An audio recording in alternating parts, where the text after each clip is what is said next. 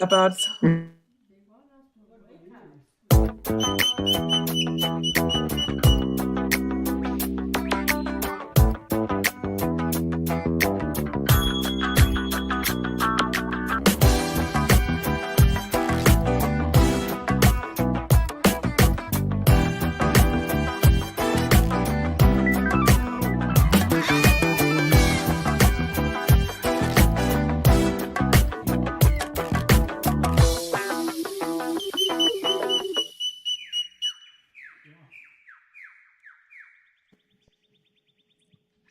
Hi, welcome to Cockatude, Cockatoos with Attitude.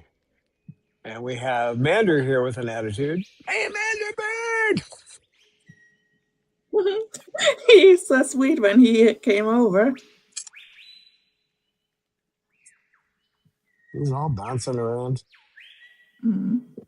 You have such sweet Mandelbird. And somehow YouTube is bugging me and not loading the chat right now. But the good thing is I can read the chat in StreamYard. I just cannot answer, but I can welcome you all. So let's welcome our chatters. Can everybody hear me? Yeah, I can. Okay, because sometimes the pic stops and that's usually indicated that my connection is bad, but let's try. So welcome Natalie and James and Tiki Tiki. Natalie and James has big news. She got a lesser self-requested cockatoo 2 days ago. Wow. Then welcome to Jem and Jamie and Spirit Matter. Falconsu is here with us, as well as Calvin Thurston. And then we have Rosebud Atkins here. Great. Let's see, did I forget anybody? Does not look like.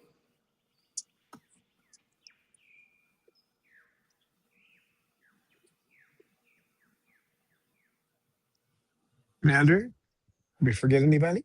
No, doesn't look like it, does Mander? I hope not. Oh, there's the Mander. chat finally on YouTube. Thanks, YouTube. Mander's looking this way because I have one hand in my pocket holding my little heater block, And because as everybody it's cold is, out here. yeah, as everybody is already here, who are the usual guessers for the movie quote, I think you can read it now right in the beginning, so everybody has the same chance or time or for guessing. I didn't want to be born. You didn't want me to be born. It's a calamity on both sides.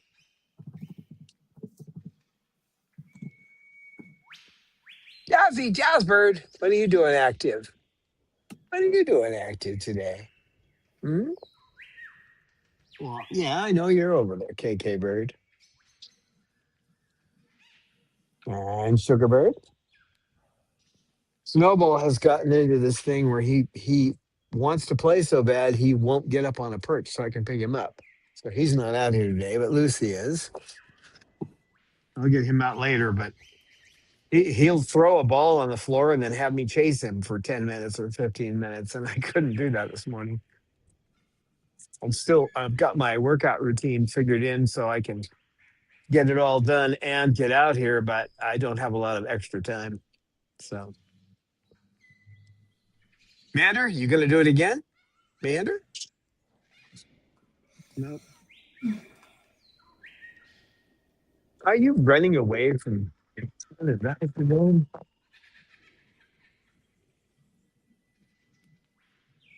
Yeah, a little windy out here. Yeah, just a bit. Well, hi, Sugar. Well, we come over doing the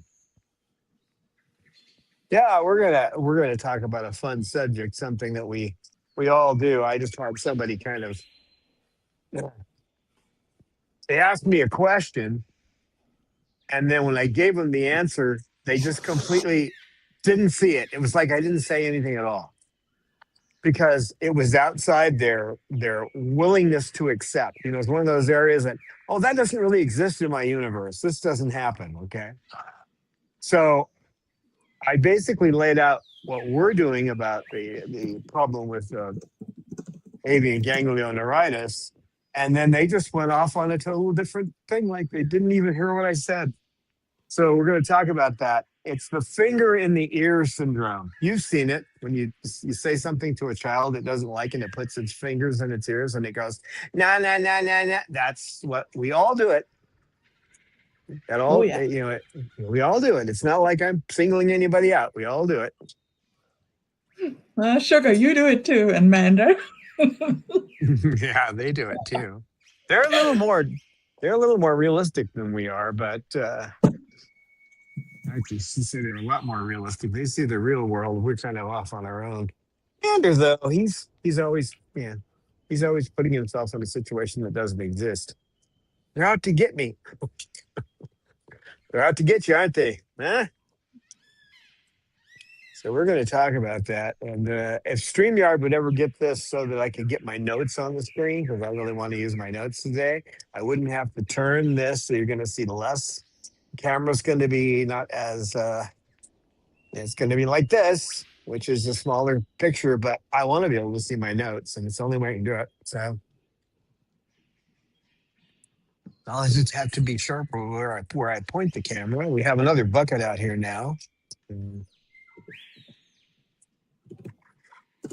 So basically what we're talking about today is that we all have this tendency as humans to look at a problem, look directly at it, focus on it, and decide it isn't there.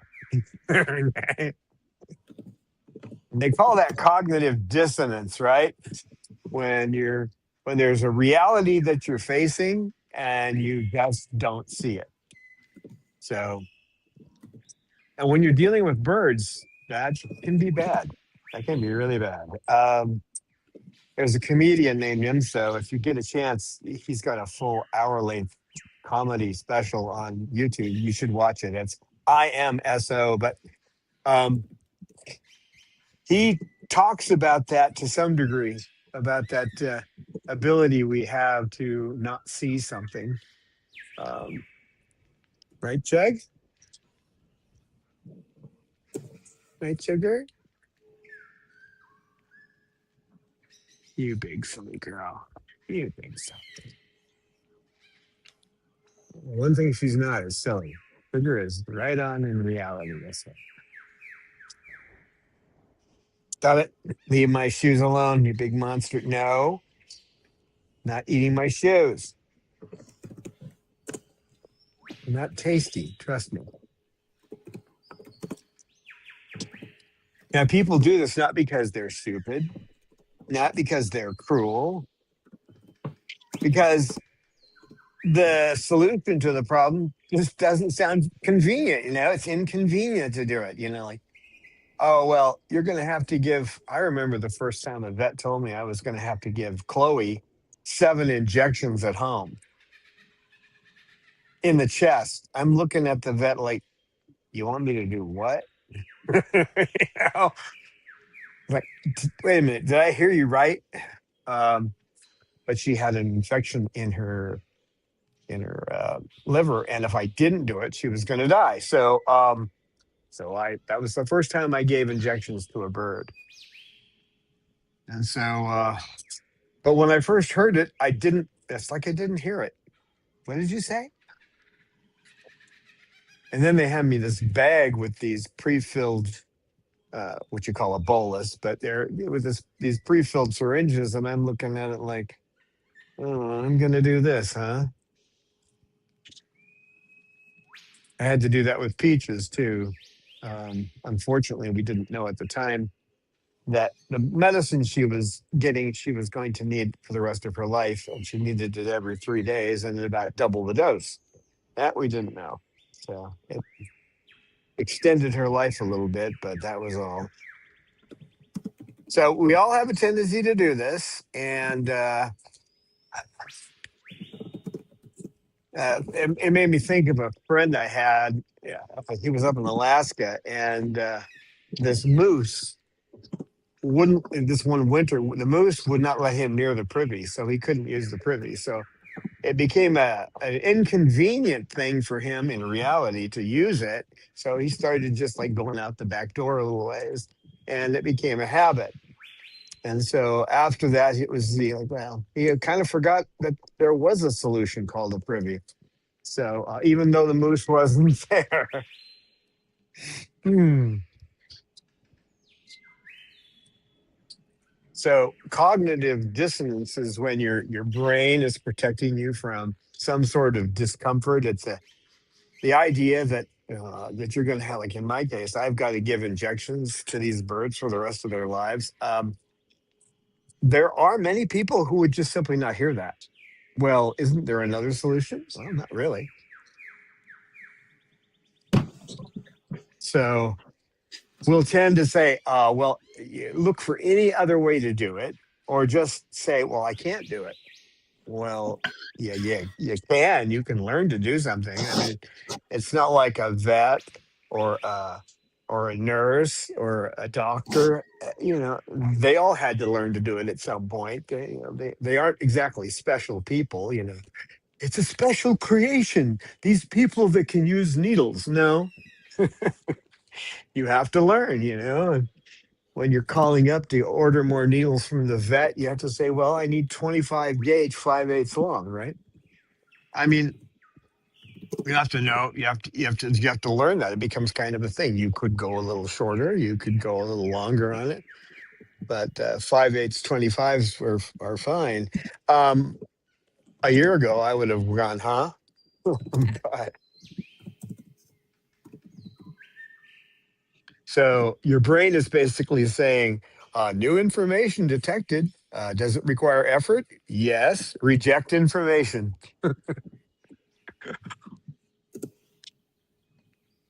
It's just so much easier not to do something, but there are times when you have to, or you get into a pattern. You've been treating your bird for some issue for a long time, and you find out that that might not be the best treatment, but your brain's like, what do I do? What do I do? And you end up just going back to the old way. Um, I have to fight myself on that all the time, right, Sugar? Hmm? Right, Sugar Bird? So if a solution, if it fits our life, our routine, we call it common sense. Although my third wife would say common sense isn't common. Um, if it doesn't fit, we call it controversial, right? So, and I'm seeing that too in some cases when I talk about AGN, it becomes a controversial thing. Well, how do we know that? Science, medical science. We've had Dr. Rossi and Dr. Dalhousen working on us. We know it's the case now. We know what it is, and they're like, well, I remember PDD. Yeah, PDD was simple. You basically, you know, used palliative care. You just tried to, you know, take care of them until they died. We have a better solution. It's not a fun one, but we have it.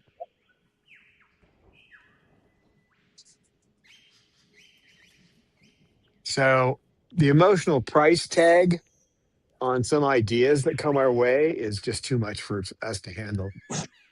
Oh, no, no, I don't see that. I don't see that need to use a needle, or I don't see that I need to, take my bird in because it has a huge laceration. I should be able to deal with it myself. No, your bird has a cut. Uh-oh, did I drop that? No, it's my foot you're eating down there. That's my foot. My foot's in the shoe. I know you don't understand English. I know. But don't chew my shoes. You've heard that before. You can come up on my lap if you want.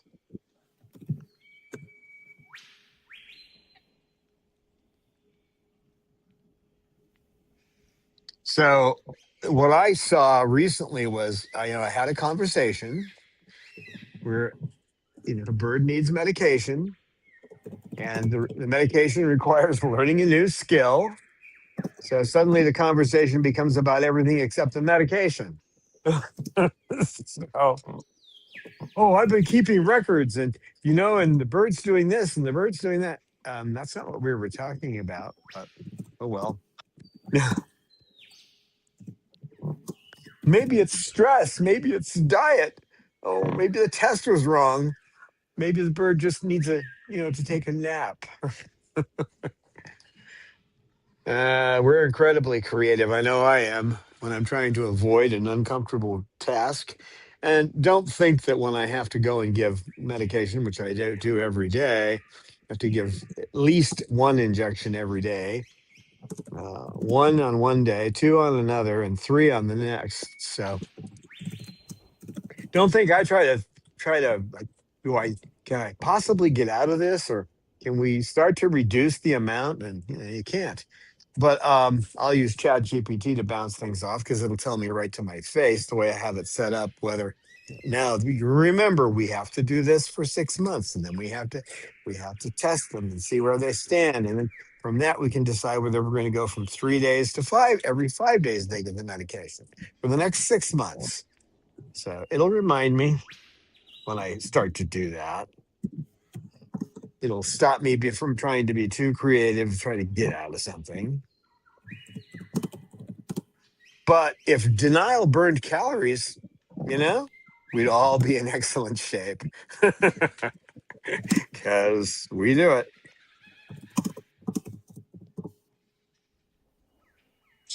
So cognitive dissonance, this where your mind tries to hold two ideas at once. It pushes one away and tries to bring in its own ideas.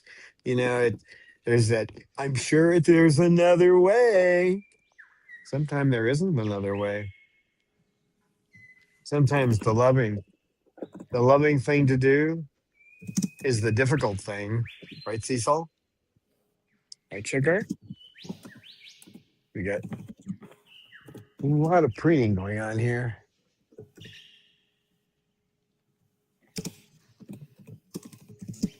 So birds don't experience that. They don't experience cognitive dissonance. They experience cause and effect. Even with Mander, when you see him running away, the cause is he sees someone coming at him. Even if it's completely harmless, he still sees it. There's a cause. That bird is coming at me, and I'm out of here. That's you laughing about that. I got a little laughter out of him. You thought that was funny? Do you think Mander's funny for running away?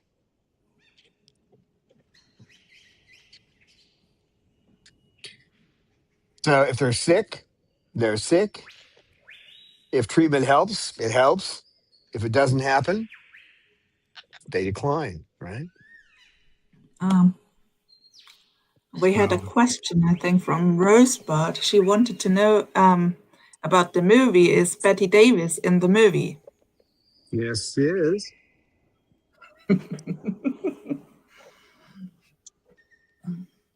So when it comes to dealing with what you have to do with your birds, it's simple and brutal and honest. That's the birds. That's the way they look at things. Simple, brutal, and honest. You have to try to be that with yourself. And bouncing things off someone else is a good idea. You don't have to accept what they say, but you do need to actually look at it and analyze it, not just go, "Oh, that looks hard." you know, because if you start seeing it that way, you're gonna talk yourself out of doing the right thing. Hi there, KK. Hi there, KK.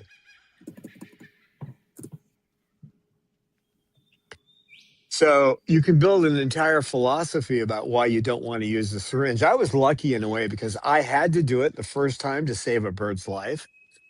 So I had to learn about it, and I didn't have any fear of, you know, injections or anything at that point. So um, I had to learn about it. I'm trying to switch hands here. Hold on a sec. My this other hand was turning white, and that's not a good sign with my Raynaud's.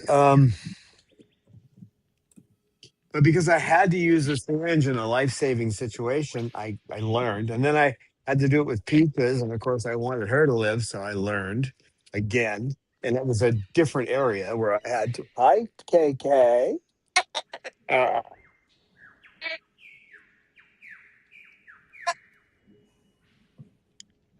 every one of us has something we know we should do, and we don't want to do it.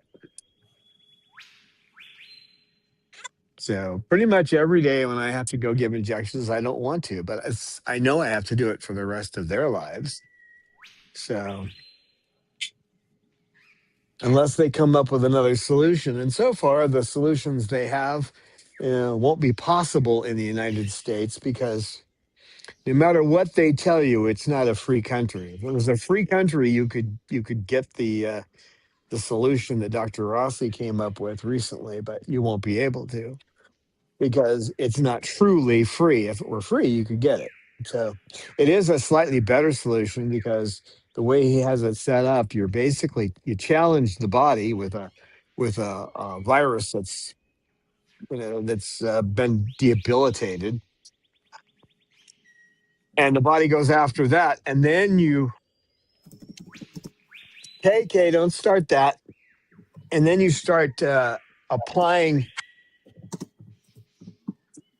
a medicine via syringe that hey, get out of my feet, you dipstick. Move. Get out of there. Don't walk right under where I'm walking. Come here. You okay? Huh? Are you all right? Um, Rosebud knows the movie. Sweet Baby Jane. Mm, nope. Close.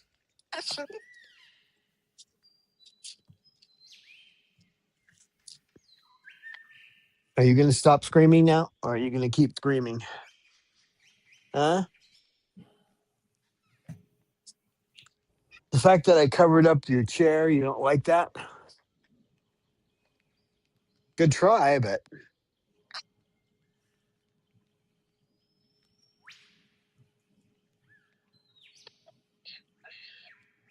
so it basically it's not true that we all live in different countries. We all live in one nation. It's called procrastination. That's where we live. So, but you have to lay things out. One technique I learned when I was taking sales is the Benjamin Franklin technique. You write the reasons to do something on the right side and the reasons not to do it on the other side, and you try to fill that list out completely, and then you analyze both lists. And usually you'll end up making the right decision because you actually wrote it all down. So that's something to try. Reasons not to do it on the left and reasons to do it on the right.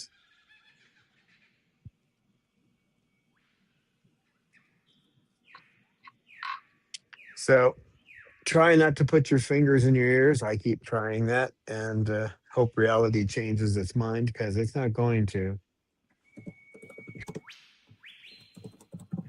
Yeah, Cecil moved. He walked, he knows better. He walked right under my feet when I was turning around. He didn't get hurt, but he did get slightly stepped on. His feet did. I don't lift my feet up very high for obvious reasons. I won't step directly on a bird's back, but I could step on their feet if their feet get underneath mine.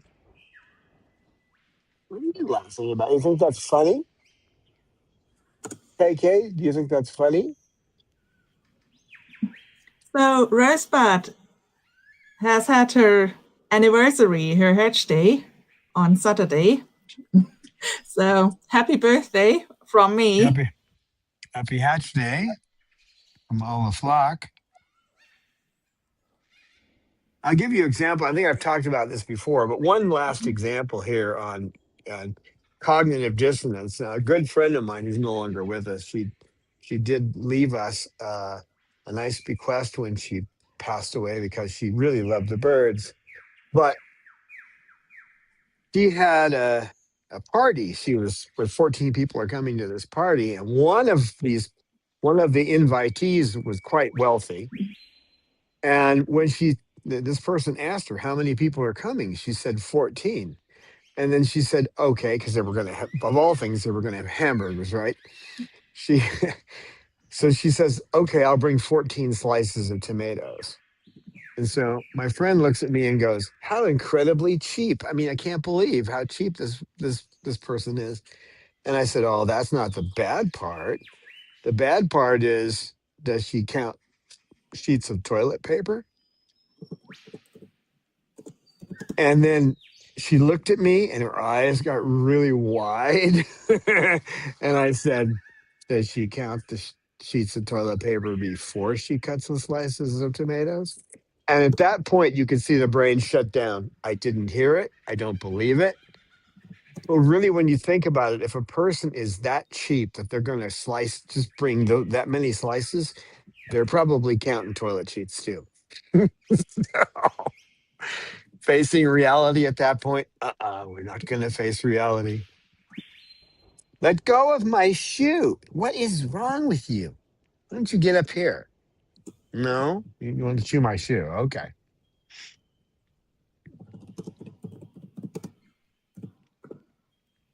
So animals don't live in the stories we have in our minds. They live in reality, and reality always wins, doesn't it, Doug? Doesn't it, sugar? Yeah, I'll pet you, but my hand will start turning white. It's cold out here.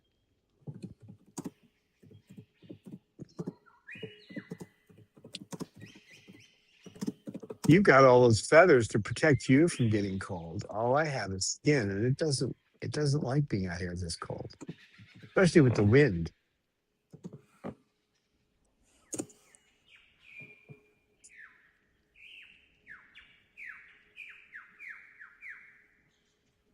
Oh, All wow. right, watch it The whole down there. Rosebud family has obviously birthday in February. Interesting.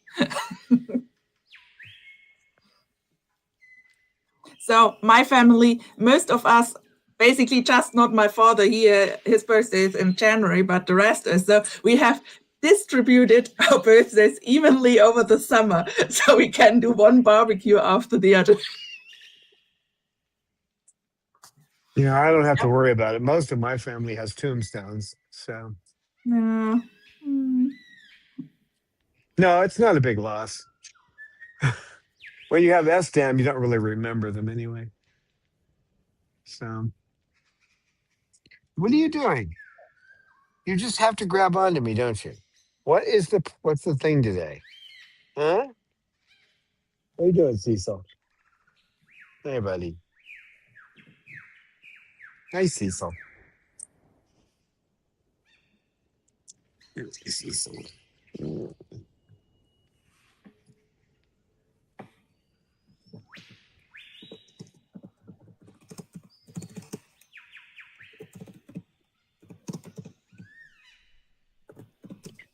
The thing about cognitive dissonance and is putting things out of our mind. Most people truly care about their bird when they go into this state of mind, trying to deny the reality. Right? They they go in. They care, but there's just part of our mind that just doesn't want to do it. I'm not doing this. Hey, I didn't sign up for this. Where's it in my contract that says I'm going to have to give injections every day? Am I? And then you're going to think, "Oh, am I doing it right? Is this the right spot it goes in? What if I, all the questions that come along, and then those questions can lead you. Is there some other solution?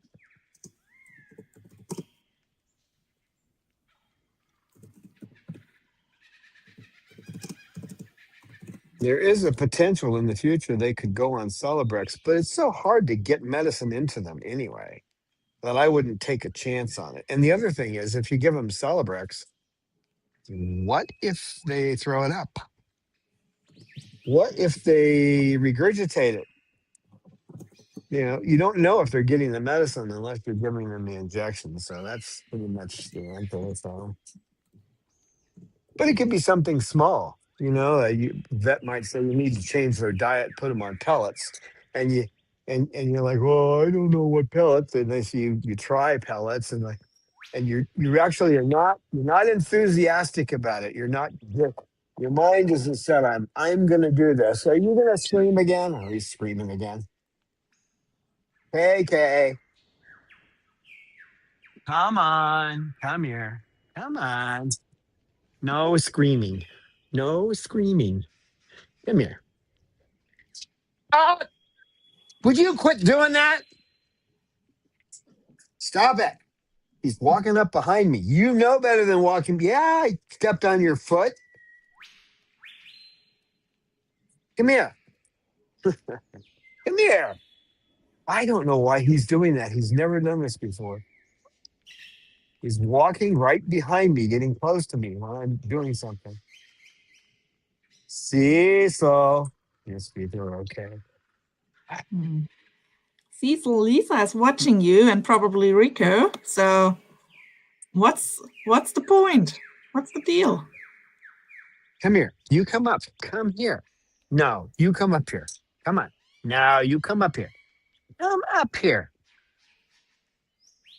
You got stepped on twice now. What's going on? Darn good thing I don't raise my feet up much. The worst I can do is step on the toe. But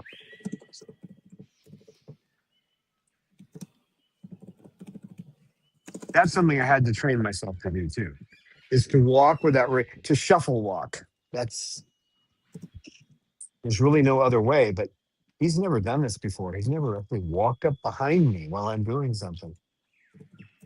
Are you okay? What are you doing? Why are you walking up behind me? Can I interrupt for a question? What Nothing to are interrupt. the 5 most loved treats by birds? Parrots, cockatoos. It depends on the parrot.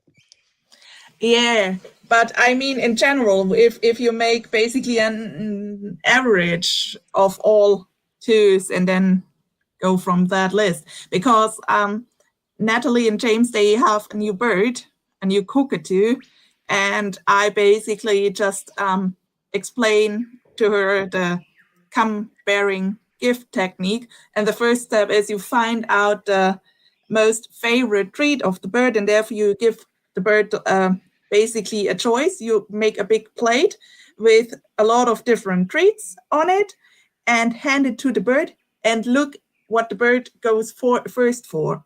And that Right. you take that completely out of the diet. Mm-hmm. So Natalie and James said he likes apples and carrots so far, but I think apples and carrots, I have no idea, but both of it looks like rather healthy, so not necessarily good to keep that out of the diet for a new bird. Well, if you're going to train them every day, you're not keeping it out of their diet, are you? Mm-hmm. And since training is no more than 10 minutes, if you don't have 10 minutes in the day, what are you doing? Because it looks like the bird so Yeah. far is not being handled. I mean, she can pat him through the bars of the cage, but as soon as she opens the cage, he tries to bite her. So I think that's basically the first step to do there is basically come bearing gifts. Yep. So And then you want to do the calm attention after that. So yeah, that's what I've written. We have longer videos about that somewhere in our list. So when you just note the keywords I gave you in the chat and then look that up with Chloe Sanctuary, you usually should be able to find the videos where it's explained by Don in detail. yep. And the It chat is works. already helping with suggestions for what favorite treats are. I thought about Yeah. banana chips and what are the I would birds' rather favorite? it would be an apple or a carrot than a banana chip. That's you're Okay, basically giving them sugar, you know, especially yeah, the way they make them in the U.S. because they have sugar in them. So, that's true. Forget that, what I said. yeah, if you train your Apple, bird every day and you're doing come bearing gifts and that kind of thing, and they like apple or they like carrot, I would just, oh, he's doing it again. it You are needs to not. be a gift that the bird really No, wants to. If it just eats apple because apple is okay, but it needs to be like, I want to have that treat. Right, right. That's why you want to do the tray, because you want them to pick it, and you may have to do it again later. Yeah, you're walking away from. That's what you're supposed to do. Now he's watching my feet. He's walking away. That's what he's supposed to do. He's always done it before, but you've got me watching you now when I walk. I don't like to look down. I've never been one to do that. I trip over my own feet. Um, but you'll retrain me. Yeah, definitely lay out the tray and go that way. Just hunt and peck, that's not that's the easy way, because if I have to make up a tray, that's actually, in the brain, you're actually looking at cognitive dissonance there. Well, I don't really want to lay out a whole. Yeah, you do. So just do it. Um, and the healthier the treat, the better off you are. A lot of birds will eat sunflower seeds, but they're not as unhealthy as most people think, but you don't want to overdo it either. So with a smaller bird, you can even cut the seeds in half. With a larger bird, you can leave them in the shell if they like those. But you much rather have them eat, like almond. But if they like almond, you have to break it into pieces because you don't want them to get full. Stop it, you monster. Do you want me to put you in a bucket? Come here. Come here. Come on. I'm not going to leave my leg up like that all day. There you go.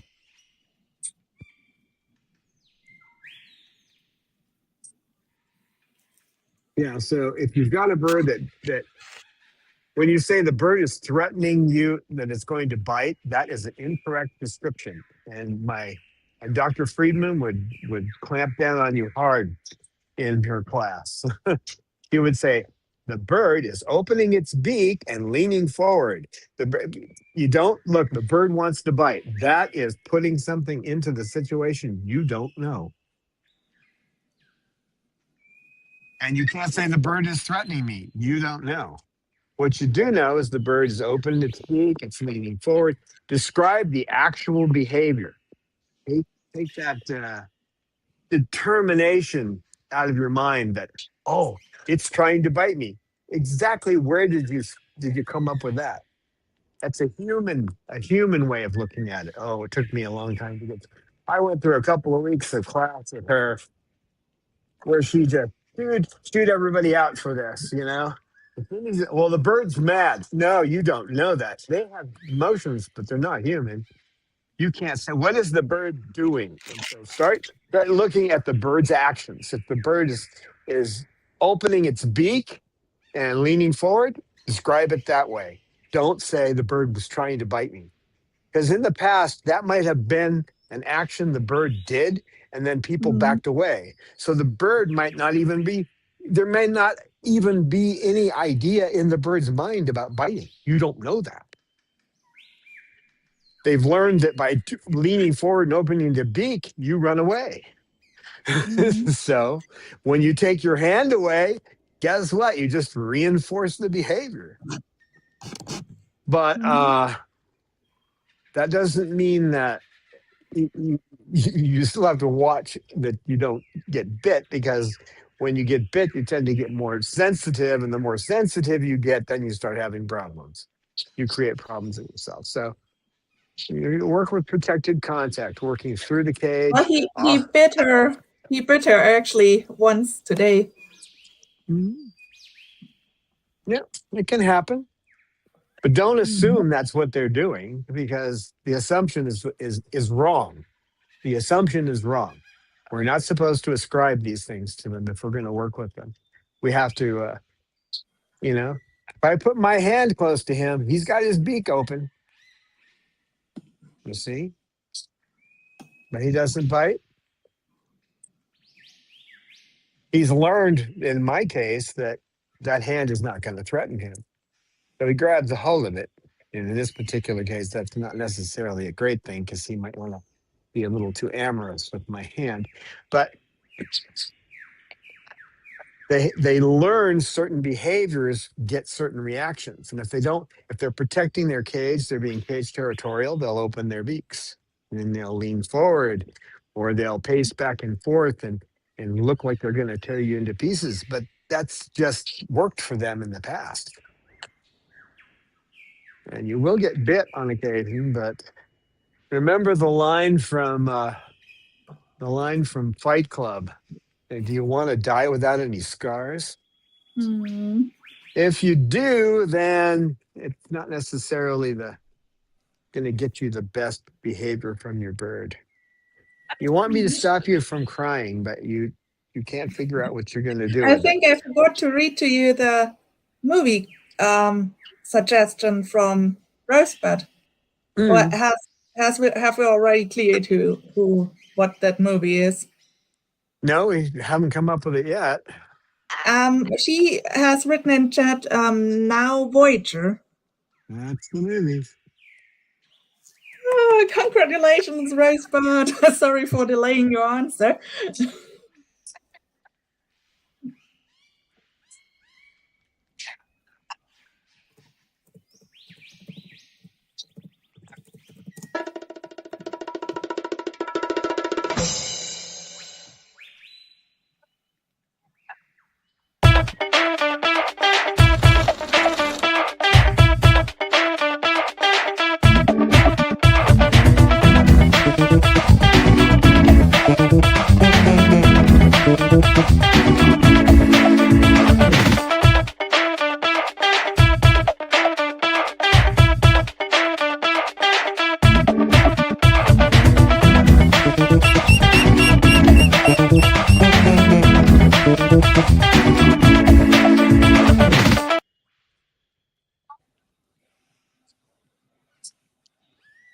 So welcome back, everybody. So I just discussed with Rosebud in the chat that poor Mango didn't get a bucket last week, and that by now we have a third bucket, as Rosebud has advised to Dawn. Because in the video from last week, where Dawn went live later, so the people can see Mango. Basically, KK was in one bucket, Cecil went into the other bucket, and Mango also wanted to be in a bucket, obviously. Yeah, we have a lot of bucket boys by now. Here's the behavior. The movie is now Voyager. Here's a behavior.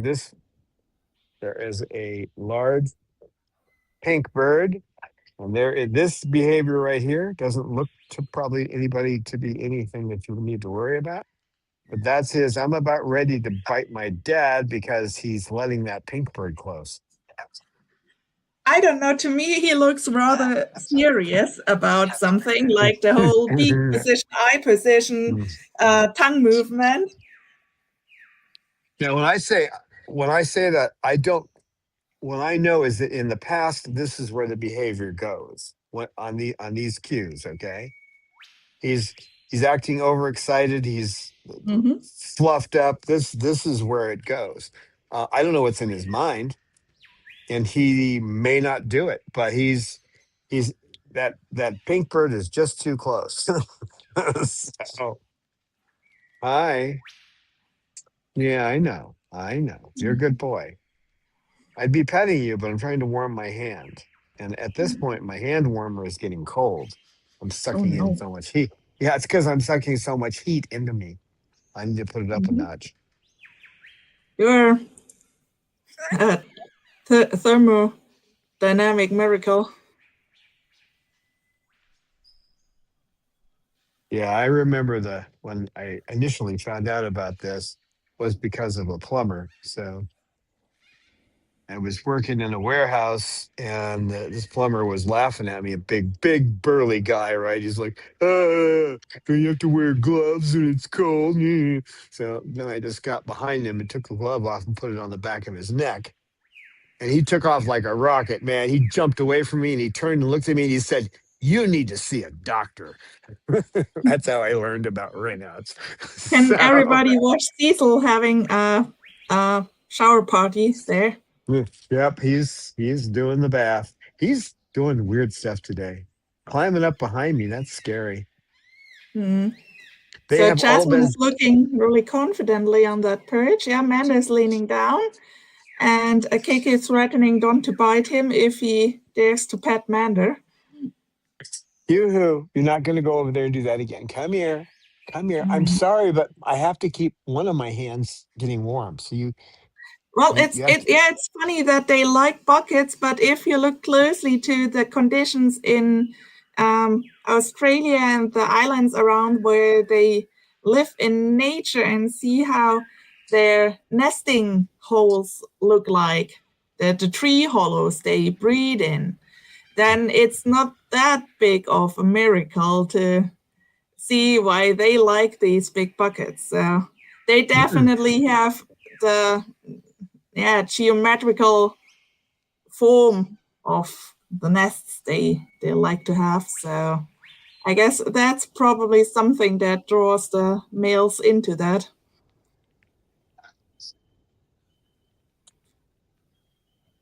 Yep, I agree. Probably why they do it. With Mango, the fun thing is you can see him in the bucket. So there you can see the difference in size between umbrellas and Moluccans.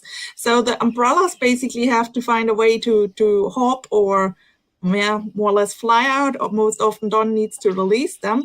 Well, Mango, so when he actually stretched a bit, so he can basically look out.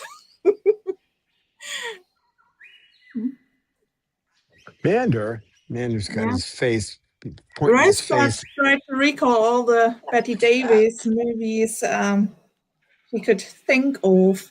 I'm not sure. Is that Hush Hush Sweet Charlotte? That's also a Betty Davis movie, isn't it? Hmm. And Oh, I love that movie with Olivia de Havilland.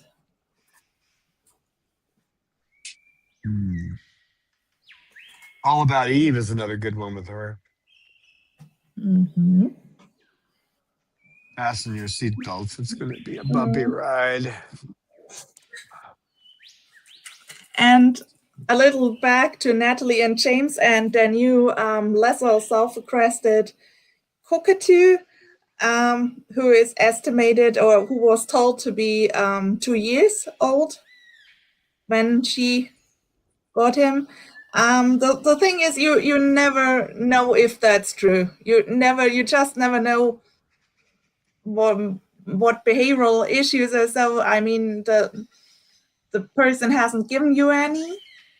But the thing is, you need now to find out on your own what the bird needs are. And the thing is, you cannot predict if it's already messed up or not. But yeah, now you need to do your best so far, what you can do. And um, Don would have said the same. I already said it in chat. Do not give the bird by now too much attention.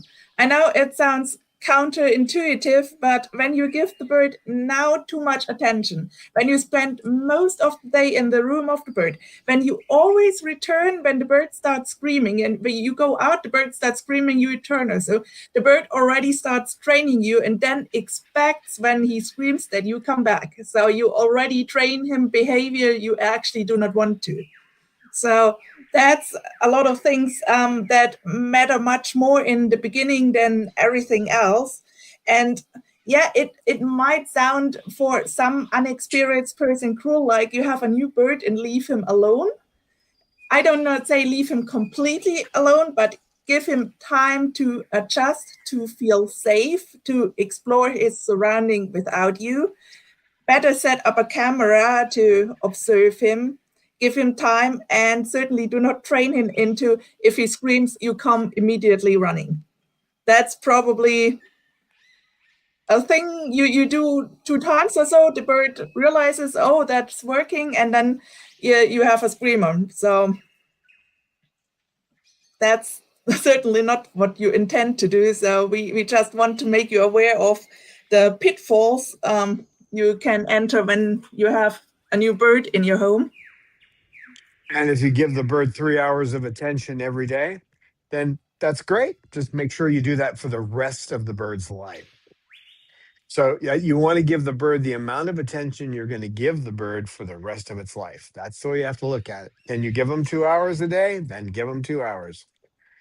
But don't think that, oh, I can pass one day. Doesn't work that way. It's not like you got a dog or a cat that's gonna, cats will, they can take or leave you anyway. You're kind of their toy. But dogs want to be around you, but and they'll whimper if they're not. They do a little bit better if you leave them alone for a while. But birds don't do that well when you start, you give them a whole bunch of time in the beginning and then withdraw it. So Yep. And that's worse what you can do to the bird than giving him now less attention. Because the thing is, the bird doesn't know you at all. So it's doesn't matter so much to the bird that always somebody is around at the moment. I mean, there is so much for the bird to learn and to adjust. And when you say, do you have the impression the bird is somehow scared or so? Yes, he's probably for the first time or so in a complete new environment. We do not know with what other birds or companions he had before he is now separated with. So there's nothing you can do about that by now. Because the bird doesn't know you, you are not a safe person for the bird. So if you are there all the time or not doesn't really matter when it comes to making the bird less scared. As I said, better give him a corner in the cage that you cover up where the bird basically can hide before you. So the bird can more or less having control back over his life and say like, okay, don't want to see you and certainly don't want you to see me. So that's things that you can do at the beginning. and you have to modify it by their behavior. Good example is with Mango. He won't let you touch his feet. I mean, he just won't let you do it. I've got close. I know better than to upset him by touching his feet, but I've gotten close by putting, him near Jasmine. So when he comes over to try to get close to Jasmine, I can reach up like I'm gonna get close to his feet, and he'll just back off a step. In his cage, he would run away from you. So to get him out here, I have to towel him. But at this point, it's pretty loose toweling. I have his body toweled with his head out, so he gets to watch the whole process. He's not covered up like you usually do in a towel. So you may end up having to do that with the bird you don't know. You might be able to get the bird up on a stick to get it out of the cage. Um, but then you may have to towel it to get it back in the cage. I mean, just do what you have to do to make it work. And then you'll eventually be able to iron out the kinks. So Mm. Oh, that's a difficult question. Are lesser sulfur cockatoos okay to become cuddly? yeah, but you don't want to overdo it. You're talking 5 minutes at a time because you don't want them to go into, is it a female or a male? She thinks If it's a male, or it was told it's a male. Well, then you better get it DNA sexed by the vet. It doesn't cost much. Find out. Makes a difference in the way they behave. You give too much attention to a female, you're going to start, depending on the age, you can start egg production. You don't want that. The other side of it is if you're sitting there petting the bird and you've got more than one person in the house and you get that bird bonded to you, that Mm. bird might attack other people in the house, and that will be your fault for not knowing that getting yourself bonded to the bird causes that territorial issue. You can work around it if you know what you're doing, but Mm. you don't want to start out with that problem. So no more than five Mm. minutes of cuddling at a time. I think cuddling is not possible by now, really. So, and the I think it's not the thing to force in the first 2 or 3 weeks to actively seek that you can touch the bird. Just to think like you're a complete stranger to them, and if the bird not actively seeks to sit on you, or basically presenting you the head or so, like pat me or so, that's not the first step, like training bird into becoming cuddly. There are far more steps before that, gaining trust. And one thing you said, like the bird doesn't like your husband. I think after 2 days with you, that's something you certainly cannot say by now. I think the bird has absolutely no thing like liking or hating anybody of you right now. Just when it comes to the point that you actually are allowed to touch the bird in any way, then yeah, be careful that not some of you overdoes it and pets the bird below the neck, because then the bird tends to bond to one of you and then actually bites the other off and doesn't want you both to be together. So that should be prevented firsthand. Yeah, and try to avoid using words like and hate and dislike. Those don't apply to birds. They don't have human emotions. They have emotions, but they're not human. So don't ascribe human emotions to them. Now I sound like Dr. Friedman. Um, Mhm. but they've definitely got emotions. Cecil has emotions. I mean, Oh obviously this big guy has emotions. yeah, Um, Caesar but obviously has emotions when he poops on Don. yeah, when you say something like the bird doesn't like my husband, or that, that's just wrong. It can be, it could be a fear. It might be something that the bird that's afraid of in the situation. It There can be a lot of different things. Usually it's territoriality. There's something that you're doing, or the person's doing, that's busting into that bird's territory and it's being defensive. So 9 times out of 10, it's territoriality. Sometimes it's fear.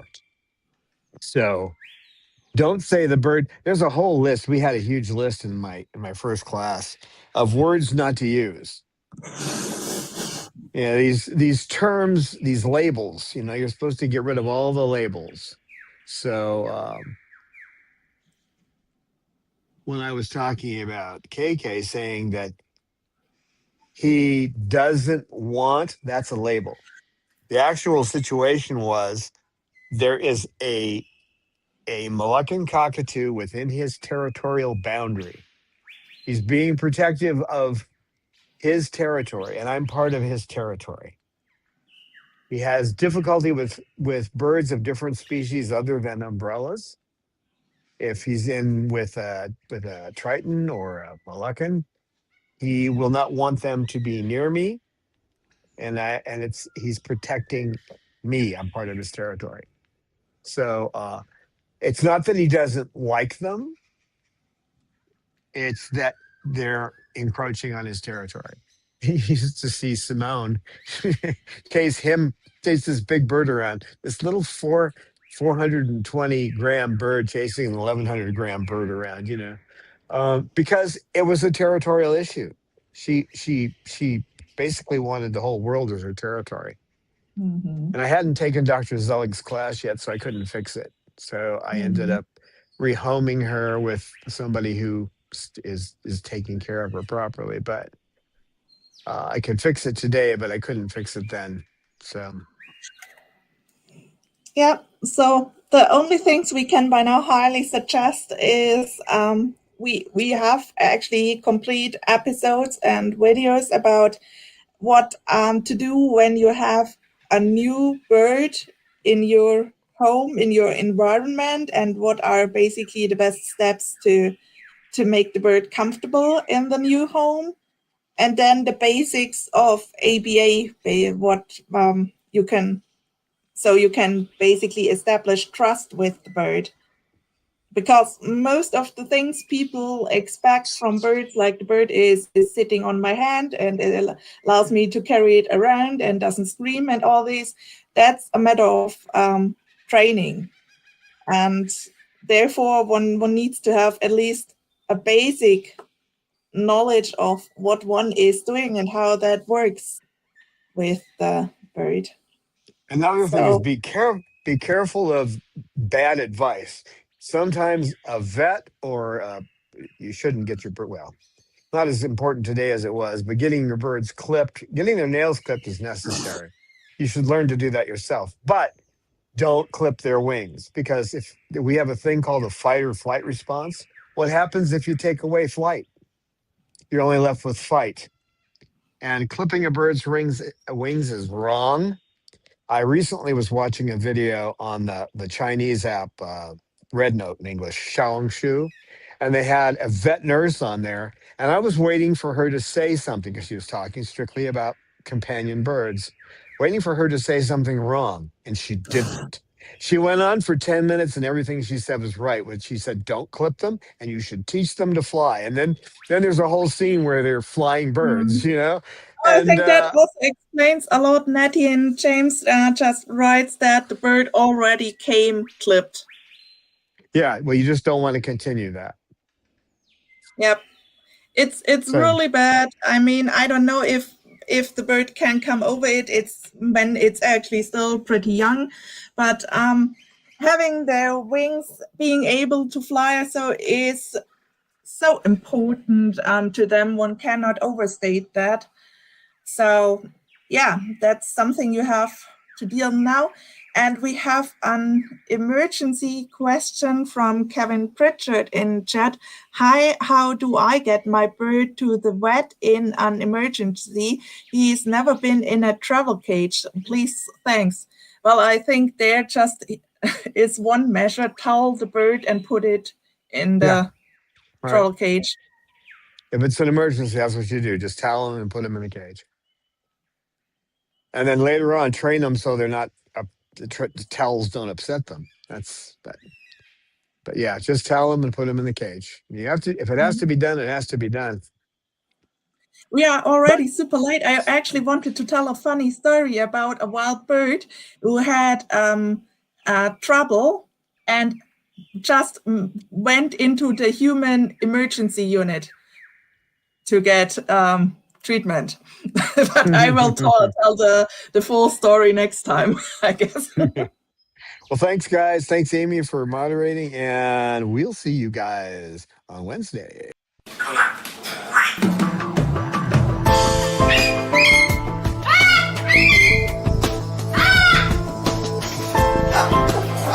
Science knowledge only adds to the excitement, the mystery, and the awe of a flower. Evidence is evidence. It's public. Everybody can look at the evidence and assess it, and eventually, if there's enough evidence, come to the same conclusion.